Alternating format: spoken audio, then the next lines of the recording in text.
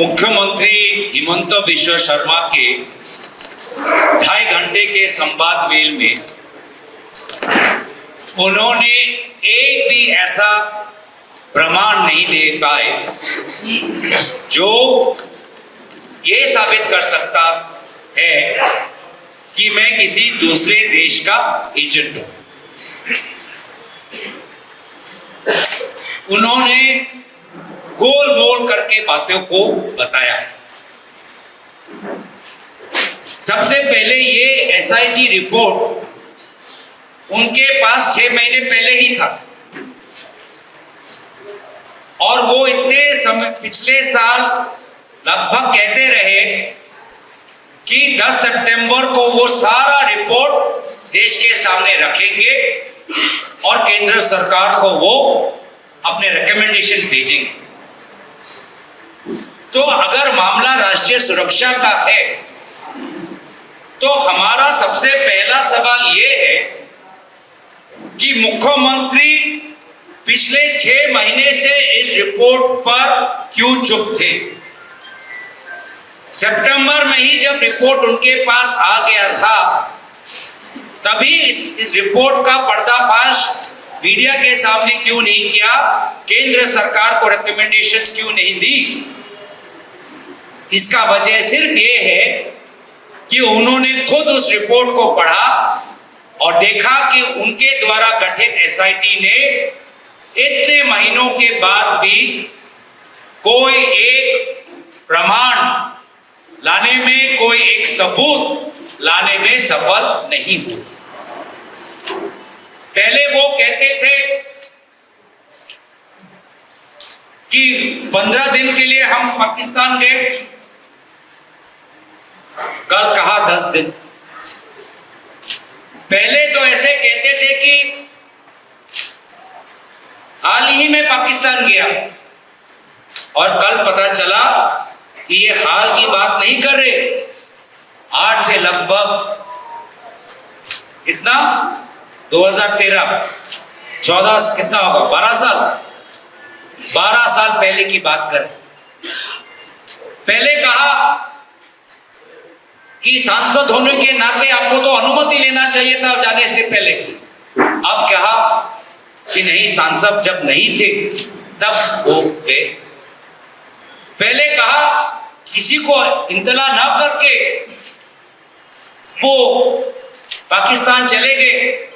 अब कहा कि अटारी वाघा पर जो हमारी जो लैंड बॉर्डर पॉइंट है जहां पर इस तरफ सरकार के अफसर बैठे रहते हैं, उनको पूरा सर्टिफिकेट देखे। उस प्रक्रिया से, कानूनी प्रक्रिया से हम पार हो। अब आते हैं उनके एक मूल सवाल पर जिसका उजागर आपने कहा।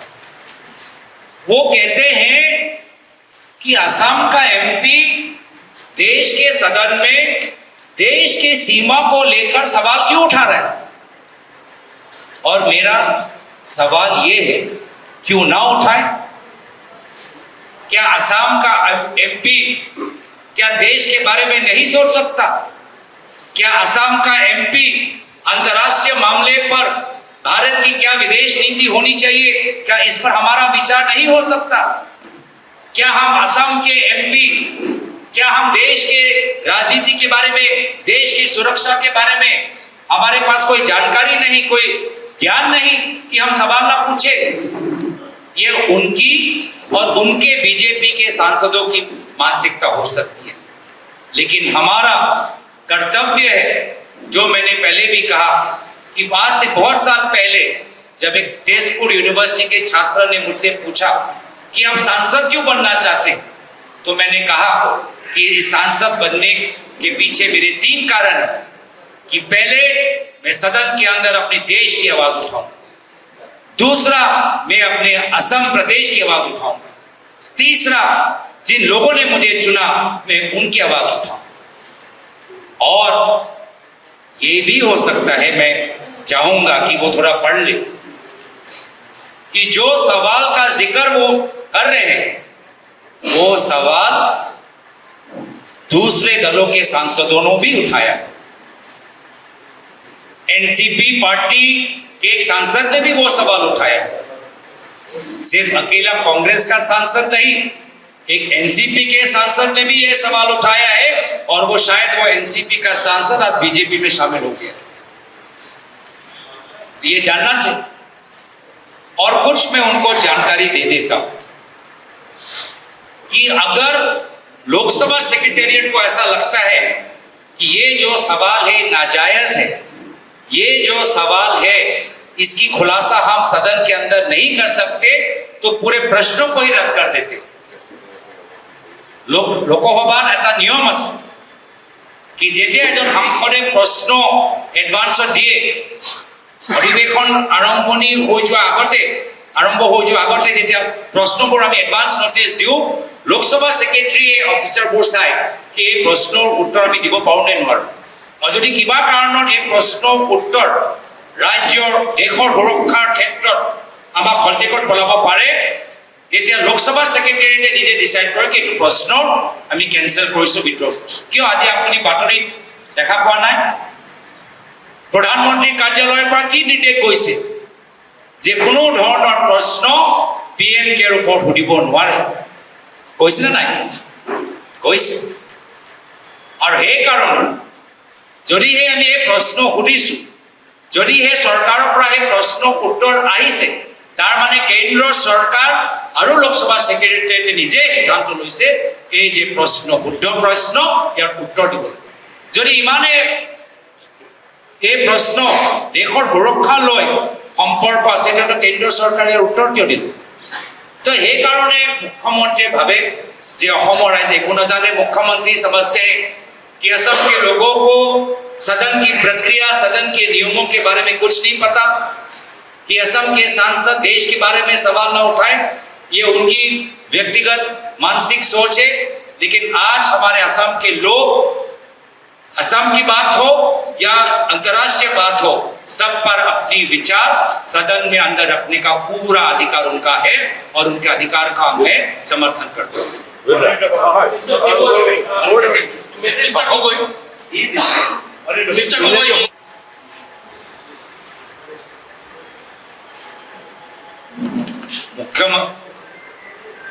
मुख्यमंत्री ने ऐसा कोई बात नहीं कहा जिस बात को मैंने स्वयं नहीं कहा।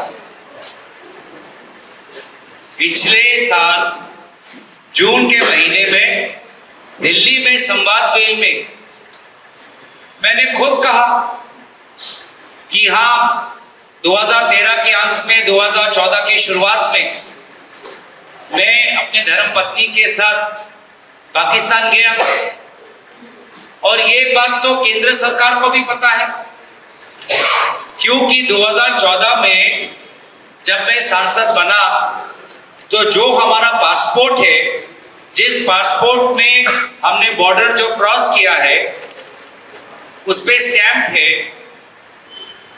पाकिस्तान के होम डिपार्टमेंट का स्टैंप है।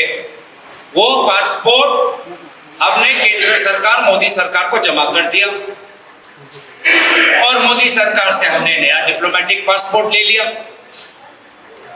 तो मोदी सरकार को 2014 में ही पता है कि फलाना ये सांसद है, ये उनका व्यक्तिगत पासपोर्ट हमारे पास है, इस तारीख को वो उधर गए, इस तारीख को वो इधर आए। ये तो उनके पास वो जानकारी भी है, हमने भी ये बात कहा, तो इसमें कौन सी बात नहीं है।